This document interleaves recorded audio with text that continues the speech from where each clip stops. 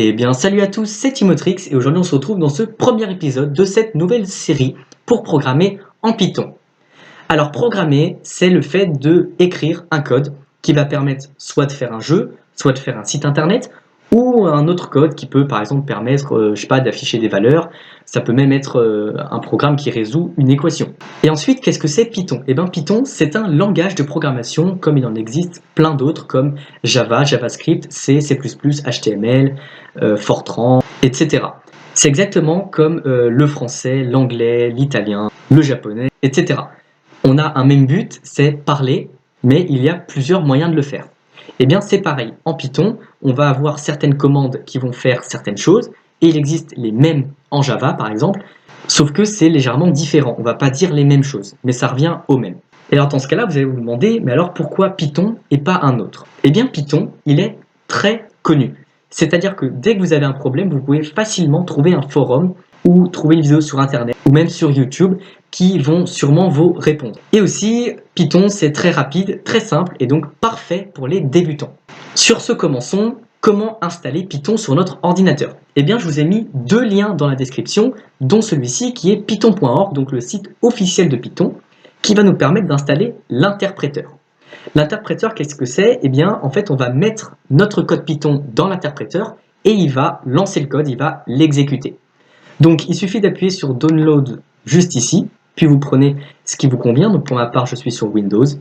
Et enfin, vous prenez la version que vous souhaitez. Moi, par exemple, j'ai pris Windows Installer 64 bits. Et la deuxième et dernière chose à installer, ce va être un IDE.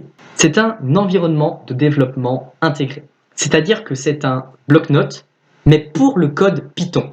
Alors, ici, c'est donc PyCharm qui provient de la communauté JetBrains, qui fait pas mal d'environnements pour coder. Et donc, je vous conseille celui-ci parce que programmer avec un bloc-notes, c'est très compliqué. Et surtout parce que PyCharm, il est vraiment très très bien. Et donc, je vous conseille que ce soit pour les débutants ou les professionnels. Donc, pour installer cela, vous prenez le lien que j'ai mis dans la description, vous appuyez sur Download comme ceci, et vous prenez la version pour la communauté. On n'est pas encore des professionnels en Python. Bien. Une fois que vous avez installé ces deux choses, nous pouvons directement commencer à programmer en Python. Donc bien sûr, il va falloir relier notre IDE à notre interpréteur pour que tout notre code soit dirigé vers l'interpréteur et que ce dernier l'exécute. Donc on va cliquer sur New Project, on va faire un nouveau projet. Donc moi j'ai pas trop d'idées, donc je vais l'appeler par exemple mon premier projet. Vous allez ensuite cliquer sur la flèche juste ici, puis sur Existing Interpreter. Moi il est déjà mis, mais vous non. Donc vous appuyez sur Browse, ici Browse également. Et ici, il va falloir mettre le chemin vers python.exe que vous avez installé, c'est votre interpréteur. Pour cela, vous allez appuyer sur Windows plus R, vous allez taper %appdata%, vous faites OK, vous allez cliquer sur AppData, puis Local. En descendant, vous allez aller dans Programme, puis dans Python, puis dans Python 39, et ici, vous avez votre python.exe. Donc, vous allez copier l'adresse de ce chemin, vous pouvez fermer, ici, vous le collez, et vous sélectionnez python.exe. Vous faites OK, vous pouvez faire Create. Vous avez créé votre premier projet Python. Avant de commencer, j'aimerais vous dire ce que l'on va voir réellement dans cette série, c'est-à-dire qu'est-ce que je vais vous apprendre. Eh bien, on va tout d'abord commencer par faire des jeux en console, puis on ira ensuite, une fois qu'on aura de bonnes bases, s'adapter aux jeux en 2 dimensions. Et si vraiment vous aimez le Python et que je suis motivé, on va peut-être passer même à la 3e dimension pour faire des jeux 3D qui seront donc beaucoup plus complexes. Alors dernière chose avant de commencer, on va parler de l'interface graphique de l'IDE PyCharm. Alors, déjà ici tout en haut, on a pas mal de trucs. Par exemple, ce qui va nous servir le plus, on a File. On peut ouvrir des projets récents, on peut fermer notre projet, on peut faire un nouveau projet, on peut ouvrir un projet, on peut aller dans les paramètres, bref, il y a plein de choses. Ok. Ici, on a donc notre projet sous forme de fichier. Donc, premièrement, on a uniquement le fichier main qui signifie principal, avec l'extension, comme on peut voir, .py qui est l'extension pour les fichiers Python. On peut par exemple faire un clic droit sur le projet, faire New, Python File, et après avoir donné un titre, on peut créer un nouveau fichier Python carrément dans PyCharm. Et là, donc, on peut mettre du code. D'ailleurs, si vous voulez tester, vous pouvez écrire des mots-clés comme in, end, not, or, ou même import, et on voit que ça se met en orange parce que ce sont donc des petits mots-clés que l'on va utiliser tout au long de cette série en Python. On peut voir aussi que le texte se met en vert, etc. etc. C'est donc pour ça que PyCharm est vraiment beaucoup mieux que le bloc-notes qui est écrit tout en noir. De plus ici, il y a même le nombre de lignes dans le code, et on peut même utiliser des breakpoints pour mettre une ligne en surlignage, par exemple. Bon, alors ici on peut voir que ça nous a déjà affiché quelque chose d'un peu compliqué, mais on n'en a pas besoin. C'est juste pour nous apprendre à légèrement utiliser le Python. Et ne vous inquiétez pas, on va faire quelque chose de beaucoup plus simple aujourd'hui que ça. Alors premièrement, on va faire moins de 10 lignes de code, donc c'est très petit, mais par la suite, on ira très vite dans les centaines de lignes, voire même dans les milliers de lignes. Et je n'abuse vraiment pas. Donc pour cela, on va avoir besoin de commenter dans notre texte qu'est-ce que l'on fait. Donc pour cela, vous allez faire un dièse avec les touches Alt-GR et 3. Et ici, vous allez pouvoir marquer n'importe quoi, et on voit que PyCharm ne va pas nous le compter comme erreur. Alors qu'ici, eh ben, il nous le compte vraiment comme une erreur. Donc voilà, donc, par exemple, ici, on va pouvoir mettre afficher quelque chose en console. Et donc, c'est ce qu'on va faire aujourd'hui. Je vais vous montrer trois choses. Premièrement, qu'est-ce qu'une console? Ensuite, on va apprendre à afficher quelque chose en console.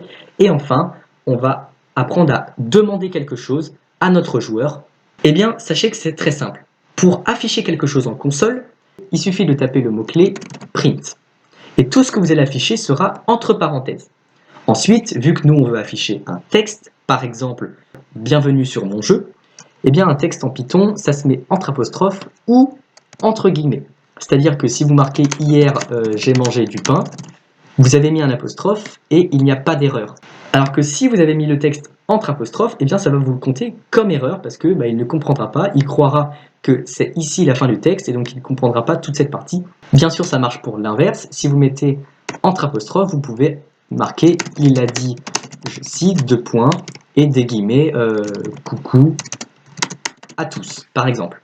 Enfin, pour lancer notre projet, il suffit d'appuyer sur la petite flèche verte ici avec le raccourci majuscule plus F10. Voilà donc ce qu'est une console. Il ne faut pas confondre avec la PS4, la Xbox ou toute autre chose comme ça. Une console en programmation, c'est un endroit, comme ici, où le code va s'exécuter. Bien sûr, de nos jours, on n'utilise plus du tout ce type de console, puisqu'on crée de nouvelles fenêtres auxquelles dessus on met notre jeu. Et donc ça, c'est ce qu'on verra dans nos jeux 2D. Ici, on va pouvoir uniquement afficher du texte et pas d'image. Bref, ici on peut voir que ça nous affiche le chemin de notre interpréteur, et ici le chemin de notre fichier main.py. Et enfin ici, ça nous a bien affiché ce qu'on lui a demandé, et ici ça nous dit que le code s'est terminé. Bien, on va donc passer à la dernière chose que je voulais vous montrer aujourd'hui dans cette vidéo, qui va être demander quelque chose à notre joueur. Et bien ça va être comme print, c'est simplement un mot, et c'est input. Tout ce que l'on va demander sera entre parenthèses, et puisque l'on veut poser une question avec un texte, on va le mettre entre guillemets, et on va par exemple demander « Quel âge as-tu » point d'interrogation, et on peut lancer notre programme, et on voit que ça nous affiche bien comme un texte. Lorsque l'on clique, on a bien un curseur, on peut bien répondre, par exemple 18, et lorsqu'on fait entrer, le code est bien terminé. Voilà, c'est donc tout ce que je voulais vous montrer aujourd'hui. J'espère que vous avez bien suivi, que vous avez tout compris. En tout cas, j'essaie de faire de mon mieux pour que ce soit compréhensible.